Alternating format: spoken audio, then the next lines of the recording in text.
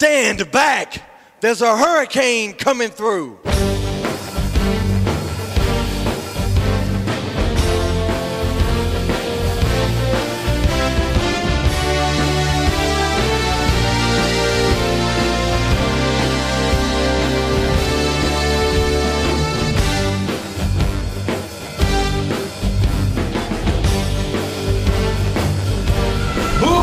Habla aquí, tu árbitro especial, which means in English, special referee, Luis Agosto.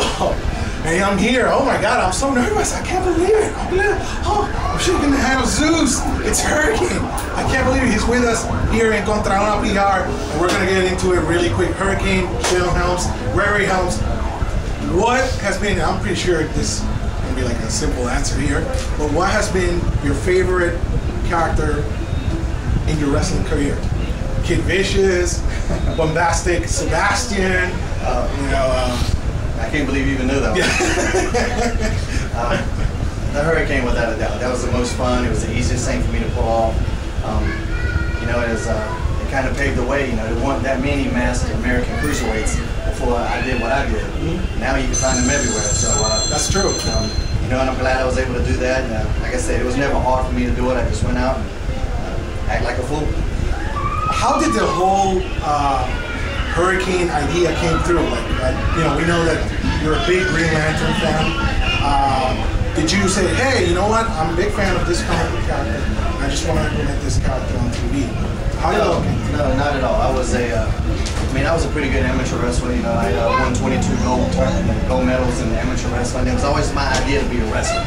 Like Shane Helms, and how I performed as Gregory Helms. That was always how I envisioned myself when I got into the business. But when WWE bought WCW, you got 10,000 guys trying to clamor for TV time. There's only a limited amount of time that's going to be had. And anyway, I was doing a backstage segment with Steve Austin, and he mentioned the tattoo. Our segments weren't scripted for us. We could say what we wanted, but I didn't know what I was going to say because I didn't know what Steve was going to say. He's Steve Austin. He can say what he wants. So I got no say-so in that.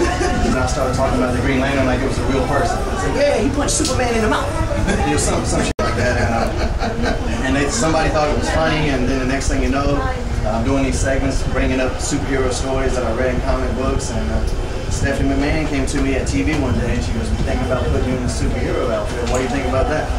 And I go, basically in my underwear now, because I wore the little briefs. So I don't care, You're Shane, yeah. If that's what you want me to do, I'll do it, and I'll do it as best I can. So that's awesome. And it's only supposed to be a couple months. So it wasn't actually. No, there was no longevity, no long-term plan. Let's just they like me, they like my talent, they like the crazy way I talk. So we want to use the guy. Let's find a way to use him. But there was no goal, there was no end game, and it got over. Before the WWE, you were part of a team that I love. So 3 Count. I was a big fan of it. I got a kick out of it. Was that how did that? I think Jimmy Hart had to do something with that. But how did that work out for you in WCW? Again, it was never my idea to be a boy band. But now it was the brainchild of Jimmy Hart. Me and Shannon Moore had done something similar in Music City called the Bad Street Boys, where we teamed with Joey Matthews, who was Joey Mercury in WWE, and Christian York, who just he's going to have his TNA gut check. Yes. This week, I think. So that wasn't our idea either. It was just 4 young pretty boys, whatever, that they wanted to do that kind of gimmick, so we did it. And but it worked because Music City Wrestling at the time, WWE and WCW all saw that product. So when we had our tryout match in WCW, they knew who we were. So that was a big bonus as opposed to walking in and nobody knowing. The second, we saw Disco Inferno, he goes, hey, the Bad Street Boys. Wow, that was must be that's pretty neat. Yeah, but Jimmy Hart came up and he's like, can you sing and dance? And I'm like, yup. And he said, I was like, yup, I can do that. And it was Jimmy. Jimmy wanted it to happen. He knew about work and wanted us to do it. So that's all credit to Jimmy Hart. Now going back to the Hurricane character, it's going to be almost 10 years since you had that memorable match with The Rock. I think it was back in 2003. How did that feel? You're going against The Rock, you win against him, and that's one of the things that most people remember about the Hurricane. You know, that's one of their favorite moments about the Hurricane. How do you feel about that whole match? I was just glad I could give that kid a rub, you know? Okay. I mean, I know he was an up-and-comer. I saw a great future in him. I figured I'd give this kid a rub, send him on to WrestleMania. I think it worked out well for him. You do a couple movies after you give him advice and everything. I'm glad I could help him jumpstart his career. Because before then, he wasn't really doing much, you know, so I'm glad I could help. Glad I could help that youngster out. Now, the time that you turned into Gregory Helms, you were Cruiserweight champion for a record-breaking time, but you were a record-breaking Cruiserweight champion for a while. How did that feel? How did it feel being part of that trend? You know, just knowing that your name is up there with many champions. It was good. I wanted that belt to mean more. Like, you know, no disrespect, but a couple of guys before me, they weren't. And maybe it was the opportunities weren't given to them, but regardless of why, like the belt just wasn't highlighted, it wasn't spotlighted at all. And you know, so I mean, and I really knew like that I could make that work. You know, kind of let it. And you got to center the vision around one guy. You have to have one figurehead. And so I mean, I was really happy with it. You know, when I was champion, I mean, you saw that title probably more than any other since it came to WWE. You know, whether I mean, I was facing the world champion at times, the U.S. champion at times, the tag team champions at times. I had it back on pay-per-view when it had seemingly disappeared, and so I was very happy with it. But it kind of ran its course, and then they wanted me to go further, and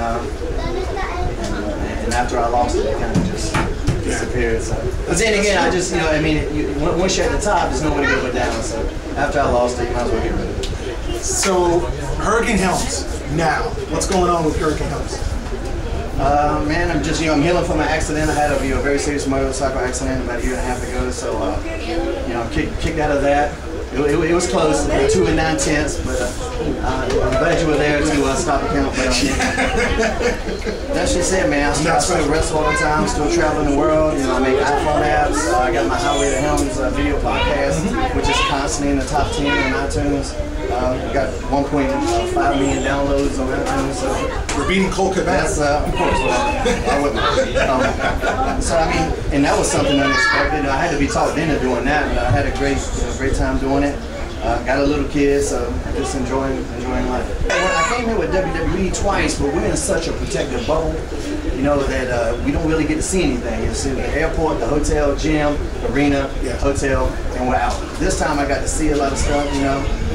Got to eat some actual Puerto Rican cuisine, see some countryside, seen a lot more of the countryside than I thought even existed. Okay. Can't wait to come back. We're really happy to have you here in Puerto Rico. Thank you so much for being part of this. This is, you know, I'm like super nervous. You know, anyways, ContralonaPR, conectando la lucha libre contigo.